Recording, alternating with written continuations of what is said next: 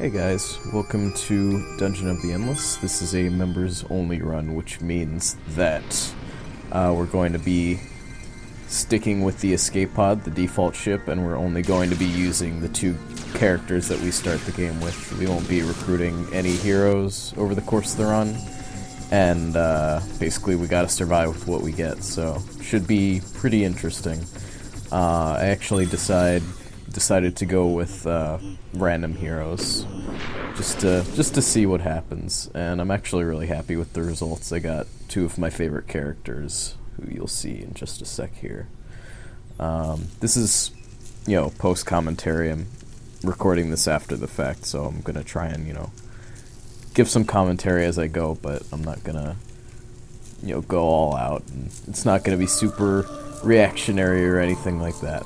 But I'm going to try and explain sort of my mindset as I go forward, at least as well as I can remember it. I don't know even. But Dungeon of the Endless has been taking up a lot of my time lately. I've been kind of getting into the groove of it, and I really, really enjoy it. I usually don't like strategy-heavy games like this that much, but this game is such a neat blend of roguelike and tower defense, and just these weird strategic genres that I don't normally like that much, but I really like this one for some reason. It's a little luck-based, you have to pray to RNGesus, but if you do know certain tricks, you can really, use them to your advantage and get a good head start. So, I'm sure this can all be a little confusing starting out. I'm just kind of playing as I go here, so I don't really take a lot of time to slow down so I can explain what I'm doing. But basically in this game, you're exploring levels of a dungeon, and I don't have much time in this video. We've only got 6 minutes because this is first level. This is a short dungeon, short floor rather. But basically, you go through the dungeon and you're lighting up rooms in order to prevent monsters from spawning in those rooms. If a room isn't lit, there's always going to be a chance of a wave of monsters spawning in there. So this room we're in right now, unless you have another hero in the room. If a hero's in the room, then monsters are basically blocked from entering that room. Otherwise, though, you really want to keep rooms powered. And that resource that we just got there is dust.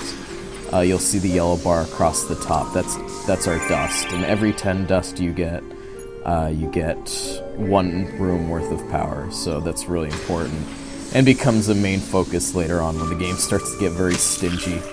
So you gotta be very careful about that sort of thing. So back there we just found the exit. Basically, the goal in each floor is to find the exit elevator, but that's not the ending in itself. You actually have to have to bring your power source to the exit. So there's a lot of other stuff going on that I didn't cover this episode: industry and food.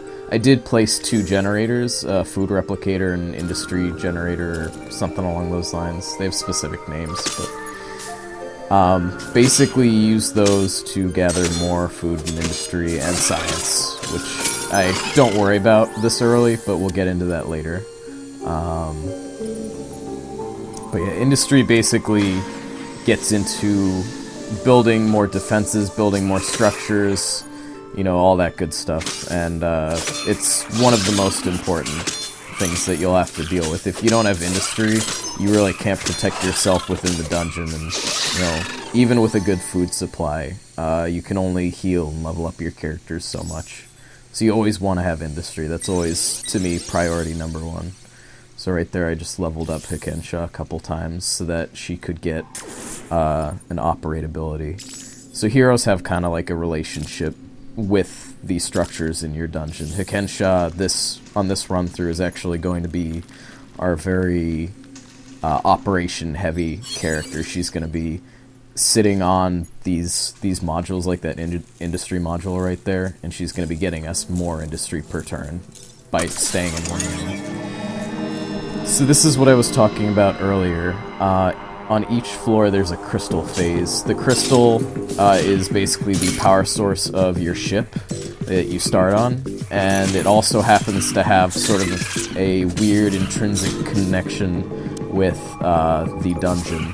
It actually is what, sends it collects the dust and holds it, and it powers rooms on the floor that you're on. So when you take it out, you're kind of taking your mobile power source. If you lose it, it's game over. That's the other way you can lose a game, aside from if your heroes die. So you have to really protect it, and that's one of the big aspects of the tower defense portion of the game. So right here, I'm just staying behind way too long so I can beat up some extra goons. Not necessary at all, I just kind of like doing that. But, yeah, so that's the first floor. Sorry, I know that was a lot to explain at once, but, we'll get